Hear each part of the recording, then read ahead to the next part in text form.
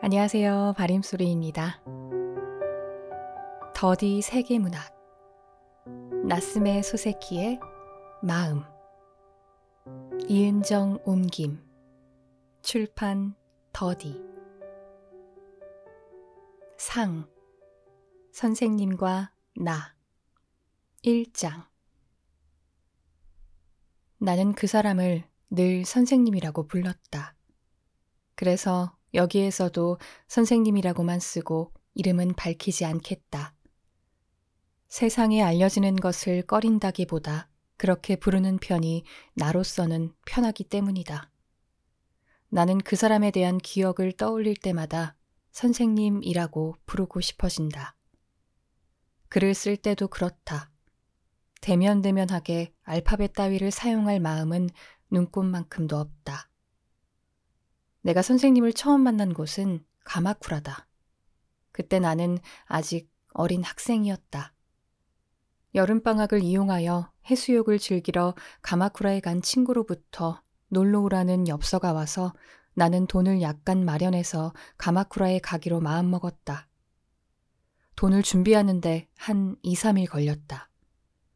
그런데 내가 가마쿠라에 도착해서 사흘도 채 되지 않았을 때 나를 부른 친구 앞으로 빨리 고향으로 돌아오라는 전보가 왔다. 전보에는 어머니가 병이 나셨다고 적혀 있었지만 친구는 믿지 않았다. 친구는 전부터 고향에 계신 부모님으로부터 원치 않는 결혼을 강요당하고 있었다. 그 친구는 요즘의 관점에서 보자면 결혼하기에는 너무 어렸다. 게다가 더 중요한 것은 상대방이 마음에 들지 않았다는 점이다. 그래서 여름방학에 당연히 고향으로 돌아가야 하는데도 일부러 도쿄 근처에서 놀고 있었던 것이다. 친구는 내게 전보를 보여주며 어떻게 하면 좋겠느냐고 물었다. 나는 적당한 답이 떠오르지 않았다. 어머니가 진짜로 병이 났다면 돌아가야 할 터였다. 그래서 친구는 결국 고향으로 돌아가게 되었다. 친구 때문에 오게 된 나는 혼자 남겨졌다. 개학까지 아직 꽤 남아있어서 가마쿠라에 있어도 되고 돌아가도 되는 형편이었던 나는 당분간 지금 머물고 있는 숙소에 있기로 결정했다. 친구는 주곡후 지방에 사는 자산가 집안의 아들로 돈에 구애받지 않고 사는 친구였지만 학교도 같은 데다 나이도 어려서 생활 수준은 나와 별반 다르지 않았다. 그래서 비록 혼자 남겨졌지만 내 처지에 어울리는 숙소를 굳이 찾아야 하는 귀찮은 일을 하지 않아도 됐다. 숙소는 가마쿠라에서도 변두리에 위치해 있었다. 당구나 아이스크림 같은 서양식 놀이와 먹거리를 접하려면 논두렁길을 한참 걸어서 나가야만 했다. 차로 가도 20전이나 들었다. 그래도 개인 별장이 주변 여기저기 많이 들어서고 있었다. 게다가 바다도 꽤 가까워서 해수욕하기에는 아주 편리한 곳이었다. 나는 매일 수영하러 바다로 갔다. 오래되어 거무스름해진 초가지붕 사이를 지나서 해변으로 내려가면 이 주변에 이렇게나 많은 도시 사람들이 있었구나 하는 생각이 들 정도로 피서온 남자와 여자들로 가득해 마치 모래사장이 움직이고 있는 것 같았다. 어떤 때는 바닷속이 공중 목욕탕처럼 검은 머리로 북적대기도 했다. 그 중에 아는 사람이라고는 단 한 명도 없었지만 이런 번잡함 속에서 모래사장에 엎드리거나 무릎에 파도를 맞아보기도 하며 그 근방을 할 일 없이 돌아다니는 것이 즐거웠다. 나는 선생님을 이 혼잡함 속에서 발견한 것이다. 그때 해안에는 가니찻집이 2곳 있었다. 나는 우연한 기회에 그중 한 곳에 들렀고 그 뒤 자주 가게 되었다. 하세 주변에 큰 별장을 가지고 있는 사람이라면 몰라도 개인 탈의실이 없는 근처 피서객들에게는 이런 공동 탈의실 같은 곳이 꼭 필요했다. 사람들은 가니찻집에서 차도 마시고 휴식을 취하기도 했으며 수영복을 빨아달라고 맡기거나 수금기 있는 몸을 깨끗이 씻기도 하고 모자나 우산을 맡기기도 했다. 수영복이 없는 나도 소지품을 도둑 맞을 우려가 있어서 바다에 들어갈 때마다 이 찻집에 맡겼다.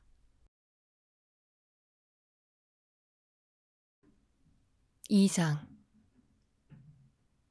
내가 그 찻집에서 선생님을 처음 봤을 때 선생님은 마치 옷을 벗고 막 바다로 들어가려던 참이었다. 그때 나는 반대로 젖은 몸을 바람에 말리며 바다에서 올라오고 있었다. 우리 두 사람 사이에는 시야를 가로막는 수많은 검은 머리들이 움직이고 있었다. 특별한 이유가 없었다면 나는 선생님을 못 봤을지도 모른다.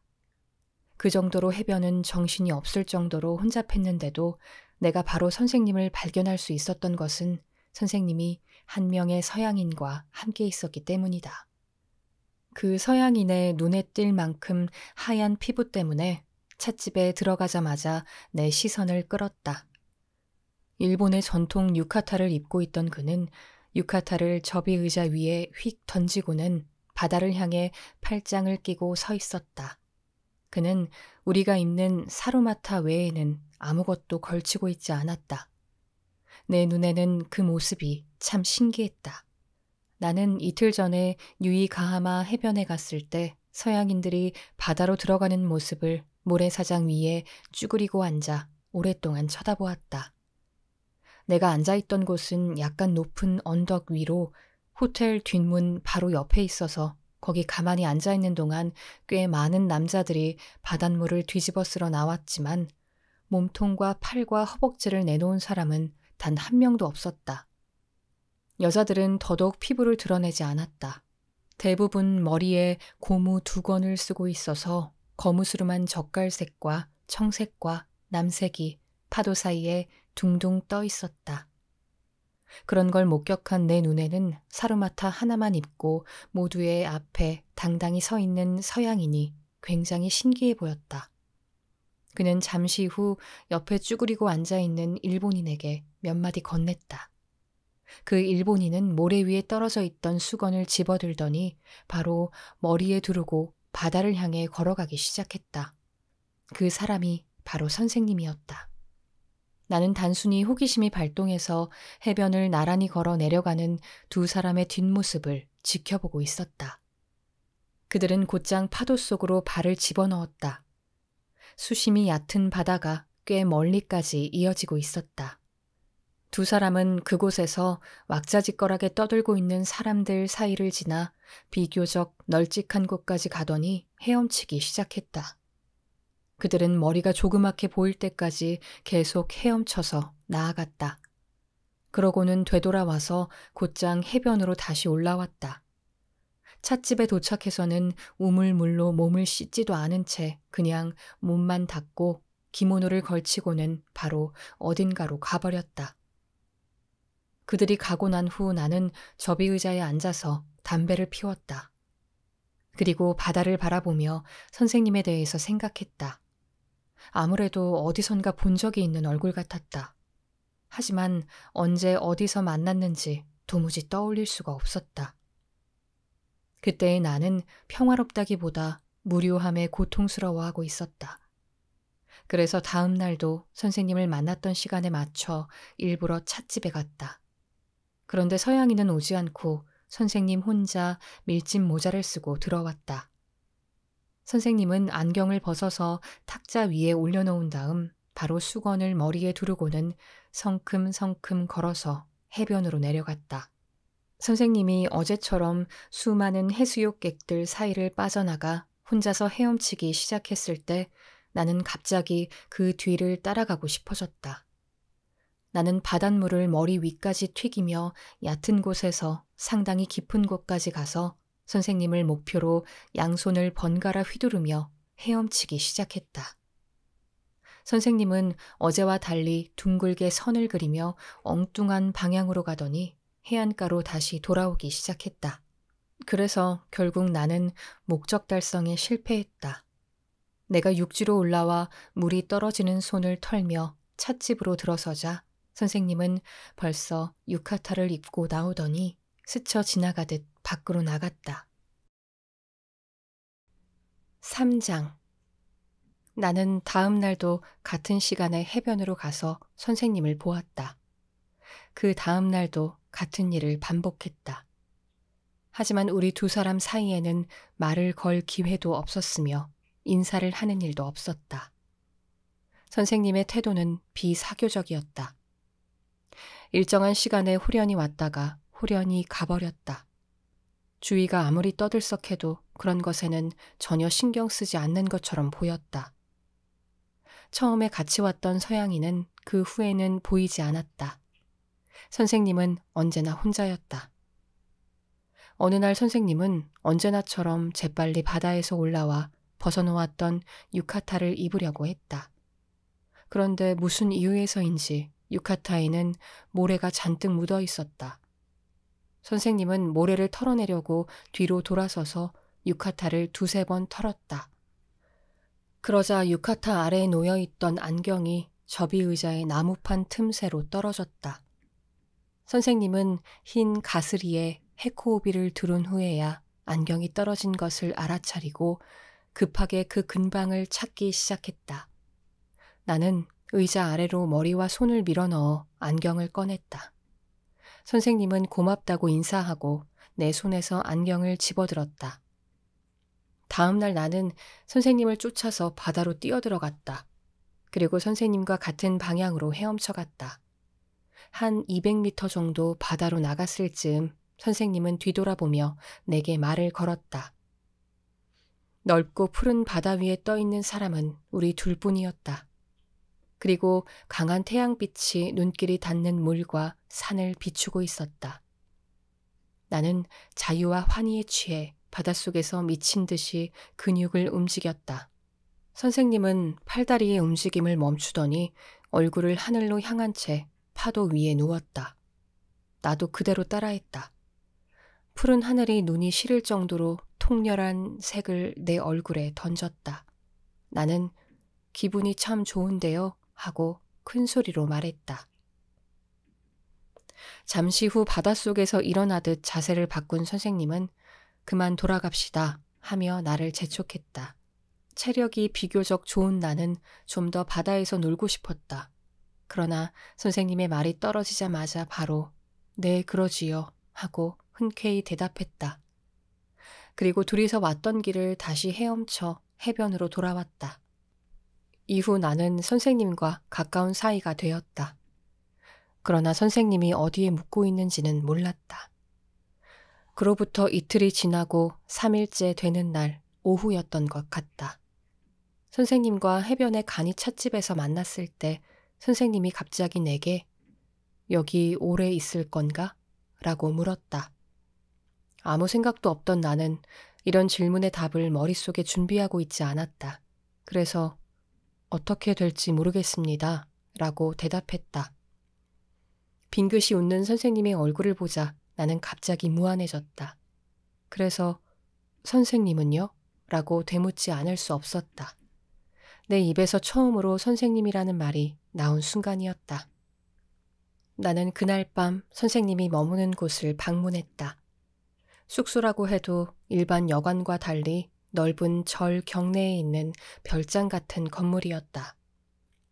그곳에 살고 있는 사람이 선생님의 가족이 아니라는 것도 알았다. 내가 선생님, 선생님 하고 부르자 선생님은 겸연쩍은 웃음을 지었다. 그래서 나는 연장자를 부르는 내 말버릇이라고 둘러댔다. 그리고 얼마 전에 본 그 서양인에 대해서 물어봤다. 선생님은 그의 별난 점이랑 이제는 가마쿠라에 없다는 사실 등 이런저런 이야기를 하다가 일본인과도 그다지 친하게 지내지 않는 자신이 그런 외국인과 가까이 지내게 된 것이 신기하다는 말도 했다. 나는 마지막에 선생님을 향해 어딘가에서 선생님을 본 것 같은데 떠오르지 않는다고 말했다. 어렸던 나는 그때 은근히 상대방도 나와 같은 느낌을 받지 않았을까 하고 궁금했다. 속으로 선생님의 대답을 예상해 보기도 했다. 그런데 선생님은 잠시 아무 말도 하지 않고 있다가 아무리 생각해봐도 기억이 없군. 사람을 잘못 본 것 아닌가? 라고 해서 나는 묘한 실망감을 느꼈다. 4장 그달 말에 나는 도쿄로 돌아왔다. 선생님은 그보다 훨씬 전에 피서지를 떠났다. 나는 선생님과 헤어질 때 앞으로 가끔 댁으로 찾아뵈어도 되겠습니까? 하고 물었다. 선생님은 쉽게 그럼 오게 라고 말했다. 그때 나는 선생님과 꽤 친해졌다고 생각하고 있었으므로 선생님이 좀 더 친근함이 묻어나는 말을 해주리라 예상하고 있었다. 그래서 무언가 부족한 그 대답이 내 자신감에 조금 상처를 주었다. 나는 이런 일로 선생님에게 종종 실망했다. 선생님은 그것을 아는 것 같기도 하고 전혀 눈치채지 못하는 것 같기도 했다. 나는 가끔 가벼운 실망감을 느꼈지만 그것 때문에 선생님으로부터 멀어지고 싶은 생각은 조금도 들지 않았다. 오히려 그 반대였다. 멀어질 것 같은 불안감에 흔들릴 때마다 더욱 가까이 다가가고 싶어졌다. 조금만 더 다가가면 내가 기대하는 것이 언젠가 눈앞에 만족스럽게 나타나리라 생각했다. 나는 젊었다. 하지만 젊은 피가 모든 인간에게 이처럼 순수하게 요동칠 거라고는 생각하지 않는다. 나는 왜 선생님에게만 이렇게 마음이 동하는지 알 수 없었다. 그 이유를 선생님이 돌아가신 오늘에야 비로소 알게 되었다. 선생님은 처음부터 나를 싫어하지 않았다. 선생님이 내게 가끔 보인 쌀쌀맞은 인사나 냉담한 행동은 나를 멀리하려는 불쾌감의 표현이 아니었다. 가엾은 선생님은 자신에게 다가오려 하는 인간에게 나는 다가올 만한 가치가 있는 사람이 아니니까 그만두라는 경고를 보냈던 것이다. 남이 보이는 반가움과 그리움에 응하지 않았던 선생님은 사람을 경멸하기 이전에 자신을 먼저 경멸했던 것이다. 나는 물론 선생님을 찾아갈 생각으로 도쿄로 돌아왔다. 돌아오고 나서 수업이 시작될 때까지는 아직 2주일이나 남아있었기에 한번 가보려고 했다. 그러나 돌아와서 2, 3일이 지나자 가마쿠라에 있었을 때의 기분은 점점 잦아들었다. 게다가 화려한 대도시의 분위기가 되살아나는 기억에 동반된 강한 자극으로 내 마음을 진하게 물들였다. 나는 왔다 갔다 하면서 학생들의 얼굴을 볼 때마다 새 학년에 대한 기대와 동시에 긴장감을 맛보았다. 나는 한동안 선생님을 잊고 지냈다. 수업이 시작되고 한 달 정도 지나자 나는 다시 해이해졌다. 뭔가 부족한 굶주림에 쩐 얼굴로 거리를 걸어 다녔다. 뭔가 찾는 심정으로 내 방을 둘러봤다. 선생님의 얼굴이 머릿속에 떠올랐다. 선생님이 보고 싶어졌다. 처음으로 선생님 댁을 방문했을 때 선생님은 집에 없었다. 내 기억으로는 2번째 방문했을 때가 그 다음 일요일이었다. 맑은 하늘이 몸속으로 스며들 것 같았다. 그날도 선생님은 집에 없었다. 가마쿠라에 있었을 때 선생님은 대개 집에 있다고 말했었다. 오히려 외출을 싫어한다고도 했다. 2번이나 와서 2번 모두 선생님을 만날 수 없었던 나는 그 말을 떠올리고는 이유 없이 불만스러웠다. 나는 잠시 동안 현관 앞을 떠나지 못하고 서 있었다. 하녀의 얼굴을 보며 잠시 주저했다. 요 전에 내 명함을 선생님에게 전달했던 일을 기억해낸 하녀는 나보고 잠시 기다리라고 하고서는 다시 안으로 들어갔다. 그러자 사모님인 듯한 사람이 나왔다. 아름다운 부인이었다. 사모님은 친절하게 선생님이 외출한 곳을 알려주었다. 선생님은 매달 이날이 되면 꽃을 들고 조시기야의 묘시에 있는 어떤 사람을 찾아간다고 했다. 사모님은 이제 막 나가셨습니다. 한 10분쯤 되려나? 하고 내가 안 됐다는 듯 말해주었다. 나는 인사를 하고 밖으로 나왔다. 번잡한 거리를 한 100m 정도 걷다 보니 산책을 겸해서 조시가야에 가보자는 생각이 들었다. 선생님을 만날 수 있지 않을까 하는 기대감도 발동했다. 그래서 곧바로 발걸음을 돌렸다. 5장. 나는 묘지 바로 앞에 있는 모종밭에 왼쪽으로 돌아 들어갔다. 그러자 양쪽으로 단풍나무가 심어져 있는 넓은 길이 나왔고 나는 그 길을 따라 안쪽으로 걸어 들어갔다. 그 길 끄트머리에 보이는 찻집에서 선생님을 닮은 사람이 불쑥 나왔다. 나는 그 사람의 안경테에 햇빛이 반사되는 게 보일 때까지 다가갔다. 그리고 선생님 하고 큰 소리로 불렀다. 선생님은 멈칫하더니 돌아봤다. 어떻게... 선생님은 똑같은 말을 2번이나 반복했다. 고요한 한낮에 울리는 이상한 말투였다. 나는 바로 대답할 수 없었다. 내 뒤를 밟은 건가? 왜? 선생님은 오히려 침착했다. 목소리도 잠겨 있었다. 하지만 표정에는 확실히 표현할 길 없는 일종의 어둠이 드리워져 있었다. 나는 어떻게 여기까지 오게 되었는지 선생님에게 말했다. 누구의 묘에 갔는지 아내가 그 사람의 이름을 말하던가? 아니요, 그런 말씀은 전혀 안 하셨습니다. 그렇군. 그렇지, 말할 리가 없지. 처음 만난 사람에게 말할 필요는 없으니까. 선생님은 그제야 충분히 납득한 듯 했다. 그러나 나는 전혀 이해할 수 없었다. 선생님과 나는 큰 길로 나가기 위해 묘지 사이를 빠져나왔다. 이사벨라 아무개의 묘나 신의종 로긴의 묘 옆에 일체 중생 실류 불생이라고 쓰인 소토바가 세워져 있었다. 전관공사 어쩌고 하는 것도 있었다. 나는 안, 득, 열이라고 조각되어 있는 작은 묘 앞에서 이건 뭐라고 읽을까요? 라고 선생님에게 물었다. 안드레라고 읽으라는 거 아니겠나? 라며 선생님은 쓴웃음을 지었다. 선생님은 이 모표들로 알 수 있는 다양한 인종들에 대해 나만큼 해악이나 아이러니를 느끼지 않는 것 같았다. 선생님은 내가 동그란 묘석이나 가늘고 긴 화강한 비석을 가리키며 끊임없이 이런저런 말을 하는 것을 처음에는 묵묵히 듣고 있다가 마침내 학생은 죽음에 대해서 아직 진지하게 생각해 본 적이 없군 하고 말했다. 나는 말문이 막혔다. 선생님은 그 말을 마지막으로 더 이상 아무 말도 하지 않았다. 묘지의 경계 지점에서 큰 은행나무 한 그루가 하늘을 가리며 서 있었다. 그 아래에 왔을 때 선생님은 높은 나뭇가지를 올려다보며 조금 더 지나면 아름다워지지. 이 나무가 완전히 노랗게 물들면 이 주변은 황금색 낙엽으로 가득해진다네. 하고 말했다. 선생님은 한 달에 한 번은 반드시 이 나무 아래를 지나갈 터였다. 저편에서 울퉁불퉁한 지면을 다져서 새로운 묘를 만들고 있던 남자가 호미를 잡은 손을 멈추고 우리 쪽을 쳐다보고 있었다. 우리는 그곳에서 왼쪽으로 꺾어서 거리로 나왔다.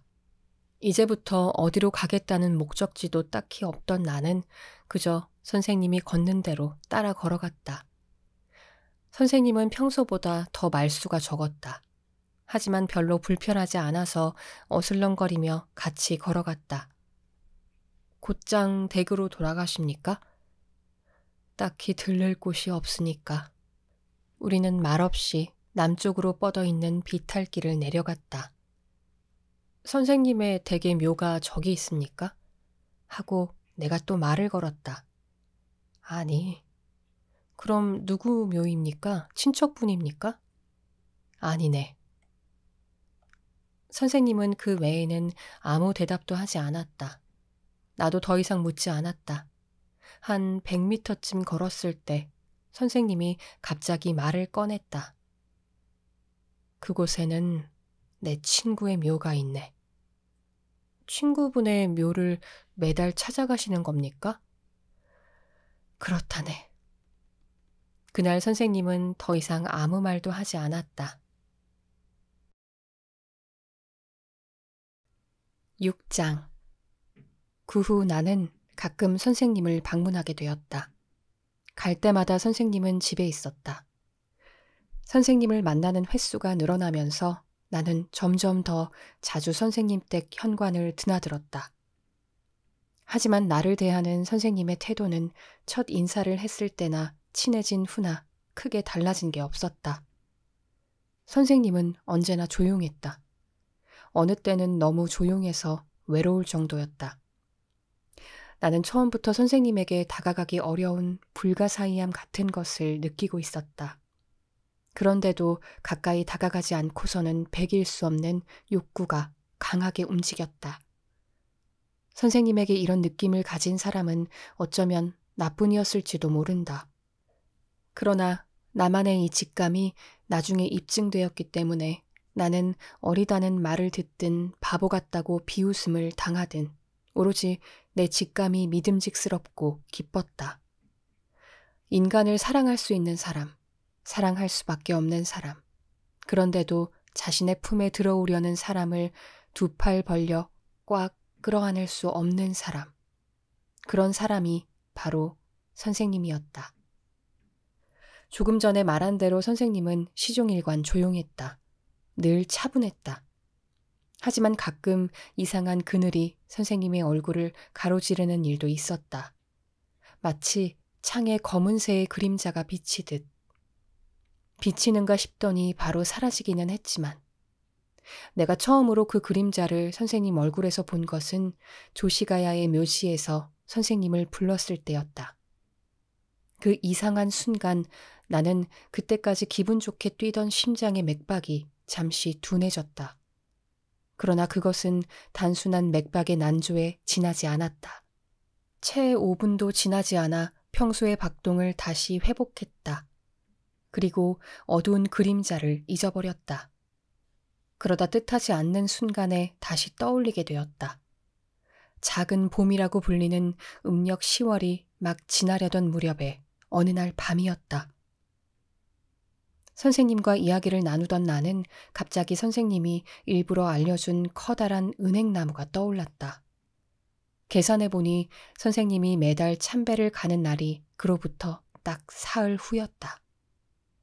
사흘 후의 그날은 수업이 낮에 끝나서 시간적으로 여유가 있었다. 나는 선생님에게 이렇게 말했다. 선생님, 조시가야의 은행잎은 벌써 졌을까요? 다 벌거벗지는 않았겠지. 선생님은 그렇게 대답하면서 나를 쳐다봤다. 그리고 잠시 시선을 떼지 않았다. 나는 바로 말을 이었다. 이번에 참배하러 가실 때 동행해도 되겠습니까? 저는 선생님과 함께 그 근방을 산책하고 싶습니다. 나는 참배를 가는 거지 산책을 가는 게 아니네. 하지만 겸사겸사 산책하면 좋지 않습니까? 선생님은 대답하지 않았다. 잠시 후 나는 정말 참배만 하러 가는 거니까 라고 말하고 어디까지나 참배와 산책을 구분 지으려는 듯 했다. 나와 가지 않으려는 구실인지는 모르겠지만 그때 선생님이 참 어린애같이 느껴져서 좀 어색했다. 나는 좀 더 밀어붙여보고 싶어졌다. 그럼 참배라도 좋으니까 데리고 가주십시오. 저도 참배하겠습니다. 나는 참배와 산책을 구분짓는 게 무의미했다. 그러자 선생님의 표정이 약간 어두워졌다. 눈빛도 이상해졌다. 그것은 민폐나 혐오나 두려움이라고 말할 수 없는 희미한 불안을 닮아 있었다. 순간 나는 조시가야에서 선생님 하고 불렀을 때의 기억이 떠올랐다. 그때와 아주 닮은 표정이었다. 나는, 선생님이 말했다. 나는 자네에게 말할 수 없는 어떤 연유가 있어서 남과 같이 참배하고 싶지 않은 거네. 내 아내조차 아직 데리고 간 적이 없어. 7장. 이상했다. 하지만 나는 선생님을 연구할 생각으로 선생님 댁을 드나드는 것이 아니었다. 그저 흘러가는 대로 내버려뒀다. 지금 생각해보면 그때의 내 태도는 내 인생 중에서 칭찬받아야 할 만한 것 중 하나였다. 덕분에 선생님과 인간다운 따뜻한 교제를 할 수 있었다고 생각한다. 만약 호기심이 발동해 선생님의 마음을 조금이나마 연구하려고 들었다면 우리 둘 사이를 잇는 감정의 끈은 가차없이 끊어져 버렸을 것이다. 젊은 나는 자신의 태도를 전혀 자각하지 못했다. 그래서 내 태도는 칭찬받았을지 모르지만 만약 잘못해서 그 반대로 행동했더라면 어떤 결과가 벌어졌을까? 상상만 해도 섬뜩하다. 가뜩이나 선생님은 차가운 시선으로 연구당하는 것을 늘 두려워했다. 나는 한 달에 2번 또는 3번씩 반드시 선생님 댁에 갔다. 내가 자주 찾게 되고 나서 어느 날 선생님이 갑자기 내게 물었다. 자네는 왜 나 같은 사람을 찾아오는 건가? 왜냐고 물으셔도 특별한 의미는 없습니다. 그런데 귀찮으십니까? 귀찮다고는 말하지 않았네. 선생님은 귀찮아하는 태도를 전혀 보이지 않았다. 나는 선생님의 교제 범위가 아주 좁다는 사실을 알고 있었다. 선생님의 옛 동창생 중 그즈음 도쿄에 있는 사람은 2~3명 정도밖에 없다는 사실도 알고 있었다. 선생님과 같은 고향의 학생들과는 가끔 응접실에서 동석하는 경우도 있었지만 그들은 모두 나만큼 선생님에게 친밀감을 느끼고 있는 것 같지는 않아 보였다. 나는 외로운 사람이네. 선생님이 말했다. 그래서 자네가 찾아와줘서 기쁘다네. 그래서 왜 여기에 자주 오는지를 물었던 거네. 그건 또 어째서입니까? 내가 이렇게 반문하자 선생님은 아무 대답도 하지 않았다. 단지 내 얼굴을 보고 자네는 몇 살인가 라고 물었다. 나는 이 문답을 종잡을 수 없었지만 끝을 보지 않고 그냥 집으로 돌아왔다. 그로부터 나흘이 지나지 않아 선생님을 또 찾아갔다. 선생님은 응접실로 나오자마자 웃고는 말했다. 또 왔군. 네, 왔습니다. 나도 이렇게 말하고는 웃었다. 다른 사람에게 이런 말을 들었다면 분명 울화가 치밀었을 것이다. 그러나 선생님에게 그 말을 들었을 때는 정반대였다. 울화가 치미는 게 아니라 오히려 유쾌했다. 나는 외로운 사람이네. 선생님은 그날 밤 또 얼마 전에 말을 반복했다. 나는 외로운 사람이지만 혹시 자네도 외로운 사람 아닌가? 나는 외로워도 나이를 먹었으니까 움직이지 않고 있을 수 있지만 젊은 자네는 그렇게는 안 되겠지.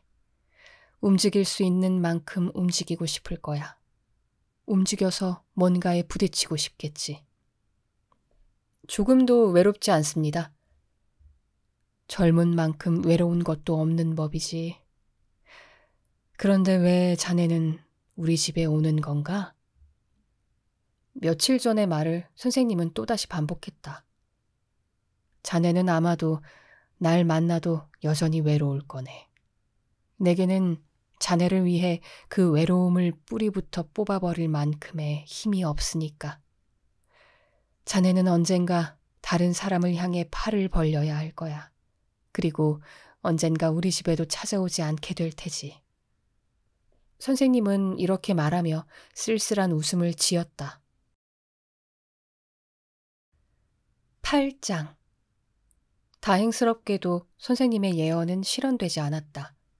당시 그런 경험이 없었던 나는 이 예언 속에 내포되어 있는 명백한 의미조차 이해할 수 없었다.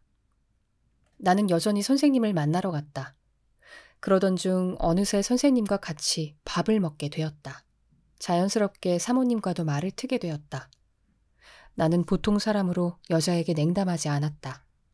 하지만 젊은 내가 지금까지 살아온 생을 되돌아보면 여자와 교제다운 교제는 거의 한 적이 없었다. 그것이 원인인진 모르겠지만 내 흥미는 거리에서 만나는 모르는 여자들에게 향해 있었다. 선생님의 부인에게는 전에 현관에서 만났을 때 아름답다는 인상을 받았다. 그 후 만날 때마다 늘 같은 인상을 받았다. 그러나 그 외에는 이렇다 할 만할 느낌을 받은 게 없었다. 사모님에게 특별한 점이 없었다기보다 특별한 점을 보일 기회가 없었다고 해석하는 편이 올바를지도 모른다. 그러나 나는 늘 사모님을 선생님에게 부속된 일부분으로 대했다. 사모님도 자신의 남편을 찾아오는 학생에 대한 호의 정도로 나를 대하고 있었다. 중간에 있는 선생님을 지우면 사모님과 나는 아무 연관도 없었다. 그래서 처음 만난 사모님에 대해서는 아름답다는 인상 외에는 아무것도 느끼지 못했다. 어느 날 나는 선생님의 집에서 술을 마시게 되었다. 그때 사모님이 옆에서 술을 따라 주었다. 선생님은 평상시보다 유쾌해 보였다. 사모님에게 당신도 한잔해 라고 말하고 자신의 빈잔을 내밀었다. 사모님은 저는 이라고 거절하는 것 같더니 성가시다는 듯 그것을 받아들었다. 사모님은 아름다운 눈썹을 찡그리며 내 술의 절반만큼만 따른 잔을 입술로 가져갔다. 사모님과 선생님 사이에 이런 대화가 시작되었다. 웬일이세요? 내게 마시라고 한 적은 거의 없는데? 당신이 술 싫어하니까. 하지만 가끔은 마셔도 좋잖아. 기분이 좋아져. 하나도 안 그래요. 괴롭기만 한데. 그래도 당신은 기분 좋아 보이네요. 술이 좀 들어가니까. 가끔은 꽤 기분이 좋아져. 하지만 늘 그런 건 또 아니야. 오늘 밤은 어때요? 기분 좋아. 이제 매일 밤 조금씩만 마셔요. 어떻게 그래? 드세요. 그 편이 외롭지 않아서 좋으니까. 선생님 댁에는 부부와 하녀만 있었다. 갈 때마다 댁에는 썰렁했다. 큰 웃음소리 따위는 들리지도 않았다. 어떤 때는 집안에 선생님과 나만 있는 게 아닌가 싶을 때도 있었다. 사모님은 나를 보며 아이라도 있으면 좋을 텐데 말이에요. 라고 말했다. 나는 그렇죠. 라고 대답했다. 그러나 내 마음에는 티끌만큼의 동정도 생기지 않았다. 아이를 가져본 적 없는 그 당시에 나는 아이를 그저 시끄러운 존재로 여기고 있었다. 한 명 데리고 올까? 선생님이 말했다. 남해는 글쎄요. 라고 말하며 사모님은 또 나를 봤다. 아이는 아무래도 생길 것 같지 않은데 라고 선생님이 말했다. 사모님은 아무 말도 하지 않았다. 내가 대신 왜요? 라고 묻자 선생님은 천벌을 받고 있으니까 라고 말하며 크게 웃었다. 9장. 내가 아는 한 선생님과 사모님은 사이가 좋았다. 나는 가족의 일원이 아니라서 속 깊은 사정은 물론 몰랐지만 선생님이 응접실에 나와 앉아있을 때 하녀를 부르지 않고 사모님을 부른 적이 있었다. 사모님의 이름은 시즈였다. 선생님은 어이 시즈 하고 늘 문을 향해 불렀다. 그 소리가 내게는 참 다정다감하게 들렸다. 대답을 하며 들어오는 사모님의 모습도 상당히 조신했다. 가끔 밥을 얻어먹게 되어 사모님이 함께할 때면 이 관계를 한층 더 잘 알 수 있었다. 선생님은 가끔 사모님을 데리고 음악회나 연극을 보러 갔다. 그리고 내 기억으로는 부부가 일주일 정도 여행을 간 적도 2-3번 이상 있었다. 나는 하코네에서 받은 그림 엽서를 아직 가지고 있다. 니코에서는 단풍잎을 한 장 동봉한 편지도 보내왔다. 당시 내 눈에 비친 선생님과 사모님 사이는 대체로 그랬다. 단 한 번 의외의 일이 있었다. 어느 날 내가 언제나처럼 선생님 댁 현관에서 왔다는 기척을 내려는데 응접실 쪽에서 말소리가 들려왔다. 잘 들어보니 일상적인 대화가 아니라 아무래도 말싸움을 하는 것 같았다. 선생님 댁은 현관을 들어서면 바로 응접실이었기 때문에 격자문 앞에 서 있으면 말소리가 거의 다 들렸다. 그리고 싸우는 사람 중 한 명이 선생님이라는 사실도 가끔 언성이 높아지는 남자 목소리로 알았다. 상대방은 선생님보다 낮은 목소리라서 누구인지 확실치는 않았지만 아무래도 사모님 같았다. 울고 있는 듯 했다. 나는 무슨 일일까 생각하며 현관에 서서 어떻게 할지 고민하다가 그날은 그냥 하숙집으로 돌아왔다. 묘하게 불안한 마음이 나를 덮쳐왔다. 책을 읽어도 눈에 들어오지 않았다. 1시간 정도 그러고 있는데 선생님이 창밖에서 내 이름을 불렀다. 나는 놀라서 창문을 열었다. 선생님은 산책하자며 나보고 나오라고 했다. 아까 오비 사이에 끼워둔 시계를 꺼내보니 벌써 8시가 지나 있었다. 나는 집에 돌아와서도 아직 하카마를 갈아입지 않고 있었다. 나는 그대로 밖으로 뛰쳐나갔다. 그날 밤 나는 선생님과 함께 맥주를 마셨다. 선생님은 원래 술이 약한 사람이었다. 어느 정도까지 마시다가 그래도 취하지 않으면 취할 때까지 마셔보자는 모험을 할 만한 사람도 아니었다. 선생님은 오늘은 아니군 하고 말하며 쓴 웃음을 지었다. 나는 오늘은 기분이 좋아지지 않으세요? 라고 가엾다는 듯 물었다.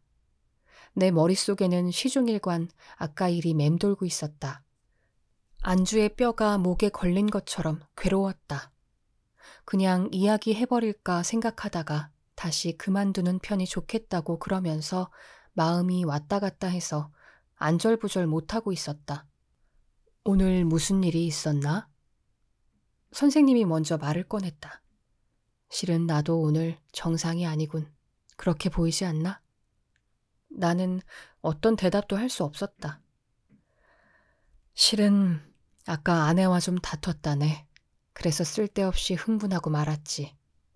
선생님이 말했다. 왜... 싸움이라는 말은 차마 입 밖으로 나오지 않았다. 아내가 나를 오해하고 있더군. 오해라고 말하고 이해시키려고 했지만 들으려고 해야 말이지. 그래서 그만 부하가 치밀었어. 어떤 오해를 하셨는데요? 선생님은 이 질문에 대답하고 싶어 하지 않았다. 아내가 생각하는 그런 인간이라면 이렇게 괴롭지는 않을 거네. 선생님이 얼마나 괴로워하고 있는지 나로서는 상상도 안 되는 문제였다. 10장. 돌아오는 길에 우리 두 사람의 침묵은 100m, 200m를 걸을 때까지 이어졌다. 돌연 선생님이 먼저 말을 꺼냈다. 내가 못난 짓을 해버렸군. 화가 나서 집을 나오긴 했지만 아내가 무척 걱정하고 있을 거야. 생각해보면 여자는 참 가여운 존재지. 아내는 나 외에는 의지할 곳이 없으니까. 선생님의 말은 잠시 끊어졌지만 그렇다고 딱히 내 대답을 기대하는 것 같지는 않았다. 선생님은 이야기를 이어갔다. 그렇게 말하면 남편은 상당히 든든한 사람들 같아서 참 우습지만 자네의 눈에 내가 어떻게 보이나? 강한 사람으로 보이나? 약한 사람으로 보이나? 중간 정도로 보입니다. 나는 이렇게 대답했다. 선생님으로서는 내 대답이 약간 의외였던 모양이다. 선생님은 다시 아무 말 않고 걷기 시작했다. 선생님 댁으로 돌아가려면 내 하숙집 옆을 지나야 했다. 하숙집까지 와서 그냥 모퉁이에서 헤어지려니 선생님에게 미안한 생각이 들었다. 그래서 여기까지 온 김에 댁까지 같이 갈까요? 라고 말했다. 그러자 선생님은 갑자기 손으로 나를 막았다. 너무 늦었으니까 빨리 들어가게. 나도 집으로 돌아갈 테니까 마누라님을 위해서. 선생님이 마지막으로 붙인 마누라님을 위해서라는 말에 묘하게 내 마음이 따뜻해졌다. 나는 그 말 덕분에 하숙집에 돌아와서 편안하게 잘 수 있었다.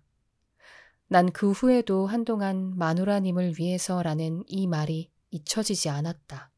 그 말에서 선생님과 사모님 사이에 일어난 파란이 대수롭지 않다는 사실을 알 수 있었다. 그러한 파란이 드물지 않다는 사실도 그 후 선생님 댁을 자주 출입하면서 알게 되었다. 그뿐만이 아니라 선생님은 이런 감상도 지나가듯 말했다. 나는 세상에서 여자라고는 단 한 사람밖에 모른다네. 아내 이외의 여자는 여자로 보이지 않아. 아내도 나를 천하에 단 한 사람밖에 없는 남자로 생각해주고 있지. 그런 의미에서 우리는 가장 행복한 한 쌍이어야 마땅하지. 지금 나는 전후 사정을 잊어버려서 선생님이 내게 왜 이런 고백을 했는지는 확실하게 말할 수 없다. 하지만 선생님의 태도가 진지했다는 것, 그리고 침울했다는 것만은 지금도 기억에 남아있다. 그때 이상하게 들렸던 구절은 가장 행복한 한 쌍이어야 마땅하지 라는 마지막 한마디였다. 선생님은 왜 행복한 한 쌍이라고 단언하지 않고 그래야 마땅하다고 했을까? 나는 그것이 이상했다. 게다가 그 부분을 강조하는 선생님의 말투도 이상했다. 선생님은 과연 행복할까? 행복해야 하는데 그다지 행복하지 않나? 나는 의구심이 들 수밖에 없었다. 하지만 그 의구심은 금세 어디론가 파묻히고 말았다. 나는 선생님이 안 계실 때 선생님 댁을 방문하게 되어 사모님과 둘이서 마주 앉아 이야기할 기회가 있었다. 선생님은 그날 요코하마에서 출발하는 증기선을 타고 외국으로 가는 친구를 배웅하느라 신바시까지 가서 집에 없었다. 당시 요코하마에서 배를 타려면 아침 8시 반에 신바시에서 출발하는 기차를 타는 것이 일반적이었다. 나는 선생님에게 책에 대한 조언을 구하고 싶어서 약속한 대로 9시에 댁을 방문했다. 선생님은 전날 일부러 작별 인사를 하러 온 친구에 대한 예의로 갑자기 신바시에 가게 된 터였다. 선생님은 금방 돌아올 테니까 집에 없더라도 잠시 기다리라는 말을 남겨두었다. 그래서 나는 선생님을 기다리면서 사모님과 이야기를 나눴다. 11장. 당시 나는 대학생이었다. 처음 선생님 댁을 찾았던 때에 비하면 훨씬 어른이 된 기분이었다. 사모님과도 꽤 친해진 뒤였다. 나는 사모님과 있어도 별로 어색하지 않았다. 우리는 마주 앉아서 이런저런 얘기를 나눴다. 그러나 이렇다 할 만한 얘기가 아니었으므로 지금은 거의 잊어버렸다. 하지만 단 하나, 내 귀에 남은 말이 있었다. 그 이야기를 하기 전에 한 가지 말해두고 싶다. 선생님은 대학 출신이었다. 나는 처음부터 알고 있었다. 그러나 선생님이 직업도 없이 놀고 있다는 사실은 도쿄에 돌아와서 얼마 지난 후 처음으로 알게 되었다. 나는 그때 어떻게 직업도 없이 놀고 있을 수 있을까 하는 생각이 들었다. 선생님은 세상에 이름이 알려져 있지 않은 사람이었다. 그래서 선생님의 학문과 사상에 대해서 경의를 표할 사람은 선생님과 친밀한 나뿐이었다. 나는 그 점이 늘 안타깝다고 말했다. 그러면 선생님은 나 같은 사람이 세상에 나가서 떠드는 게 미안한 일이지 라고만 대답할 뿐 더 이상 이야기하려 들지 않았다. 나는 그 대답이 지나치게 겸손해서 오히려 세상을 혹평하는 듯 들렸다. 실제로 선생님은 가끔 지금은 저명해진 옛 동창생 한 명을 서슴없이 혹평했다. 그래서 나는 노골적으로 그 모순을 지적하며 이러쿵저러쿵 반론을 제기하곤 했다. 반항이라기보다 선생님이 세상에 알려지지 않은 채 지내는 게 안타까워서였다. 그때 선생님은 침울하게 나는 세상에 나가서 활동할 자격이 없는 남자이니 어쩔 수 없네 라고 말했다. 선생님의 얼굴에서 깊이를 알 수 없는 심연이 엿보였다. 나는 그 표정이 의미하는 바가 실망인지 불만인지 비애인지 알 수 없었지만 말을 이을 수 없을 정도로 강렬해서 더 이상 말할 용기가 나지 않았다. 사모님과 이야기를 나누면서 화제는 자연스럽게 선생님이 세상과 떨어져 지내는 이유로 옮겨갔다. 선생님은 왜 집에서 사색하거나 공부하기만 하시고 세상으로 나가서 일하지 않으십니까? 그 사람은 못해요. 그런 거 싫어하니까요. 말하자면 의미가 없다고 깨달으신 걸까요? 깨달았는지 아닌지 그런 건 제가 여자라서 잘 모르지만 아마도 그런 의미는 아닐 거예요. 역시 뭔가 하고 싶은 건 있을 거예요. 하지만 할 수 없어요. 그래서 안 됐어요. 어디 편찮으십니까? 건강해요. 지병도 전혀 없고요. 그런데 왜 세상으로 나가서 활동할 수 없는 걸까요? 그걸 모르겠어요. 그걸 알면 저도 이렇게 걱정하진 않겠죠. 모르니까 더 딱해요. 사모님의 말투는 동정심으로 물들어 있었다. 그래도 미소는 띄고 있었다. 모르는 사람이 보면 오히려 내가 더 진지했다. 나는 심각한 표정으로 아무 말도 하지 않고 있었다. 그러자 사모님이 갑자기 생각이 난 듯 말했다. 젊었을 때는 지금 같지 않았어요. 전혀 달랐죠. 그런데 갑자기 사람이 변해버렸어요. 젊었을 때라면 언제입니까? 내가 물었다. 학생 때요. 학생 때부터 선생님을 아셨습니까? 갑자기 사모님의 얼굴이 발그스름해졌다. 12장. 사모님은 도쿄 사람이었다. 그건 선생님이나 사모님에게 직접 들어서 알고 있었다. 사모님은 사실은 나 호녀라예요 라고 말했다.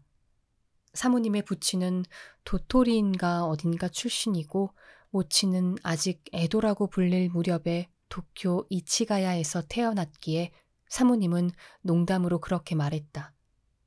그런데 선생님은 도쿄에서 멀리 떨어진 니가타현 출신이었다.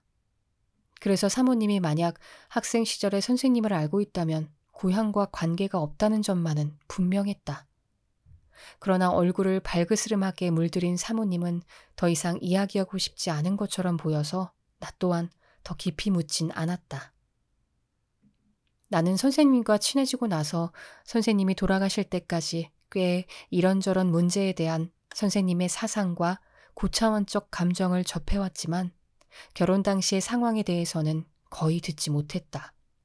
나는 가끔 그것을 좋은 뜻으로 해석해보기도 했다. 중년의 선생님이니 속사를 드러내는 추억을 젊은이에게 들려주는 것을 일부러 삼가고 있다고 생각했다. 또 가끔은 안 좋은 쪽으로 이해했다. 선생님뿐만 아니라 사모님도 내게 비하면 한 시대 전의 관습에 영향을 받으며 성인이 되었으므로 남녀 문제를 솔직히 이야기할 용기가 없을 수도 있다. 모두 내 추측에 지나지 않았다. 나는 그렇게 두 사람의 결혼 전 뜨거운 로맨스를 상상하고 있었다. 내 예상대로였다. 하지만 나는 두 사람의 사랑의 절반만 맞춘 것에 불과했다. 선생님의 아름다운 연애의 이면에는 무서운 비극이 숨어 있었다. 그리고 그 비극이 선생님에게 얼마나 괴로운 것인지 사모님도 전혀 몰랐다. 사모님은 지금도 그 사실을 모르고 있다. 선생님은 그것을 사모님에게 말하지 않고 세상을 떠났다. 선생님은 사모님의 행복을 파괴시키기 전에 자신의 생명을 먼저 파괴한 것이다. 지금은 그 비극에 대해서 아무 말도 하지 않겠다. 그 비극 때문에 태어났다고 할 수 있는 두 사람의 사랑에 대해서는 아까 말한 대로다. 두 사람 모두 더 이상 아무 이야기도 해주지 않았다. 사모님은 조신남 때문에, 선생님은 마음속 깊은 곳에 숨어있는 이유 때문에. 단 하나 기억에 남아있는 것이 있다. 꽃이 필 무렵 나는 선생님과 우에노에 갔다. 그리고 그곳에서 아름다운 한 쌍의 남녀를 보았다. 그들은 꼭 달라붙어 정답게 꽃나무 아래를 걷고 있었다. 장소가 장소인지라 꽃보다도 그쪽을 쳐다보는 이들이 많았다. 신혼부부 같군. 선생님이 말했다. 사이가 좋아 보이네요. 내가 말했다. 선생님은 쓴 웃음조차 짓지 않았다. 그러고는 두 남녀가 시야에 들어오지 않는 방향으로 걸음을 옮겼다. 선생님은 내게 이렇게 물었다. 사랑을 해본 적이 있나? 나는 없다고 대답했다. 사랑을 해보고 싶지 않나? 나는 대답하지 못했다. 하고 싶지 않은 건 아니겠지? 네. 자네는 지금 저 남녀를 보고 놀리지 않았나? 그렇지? 그 말에는 사랑을 원하는데 상대방이 없어 못하는 감정이 섞여 있었어. 그런 식으로 들렸나요? 그렇게 들렸네. 사랑이 주는 만족감을 맛본 사람은 더 따뜻한 목소리를 내는 법이거든. 하지만 사랑은 죄악이네. 알고 있나? 나는 놀랐다. 그리고 대답을 할 수 없었다. 네, 여기까지 소설 마음 상권 첫 번째였습니다. 오늘도 함께 해주셔서 감사합니다.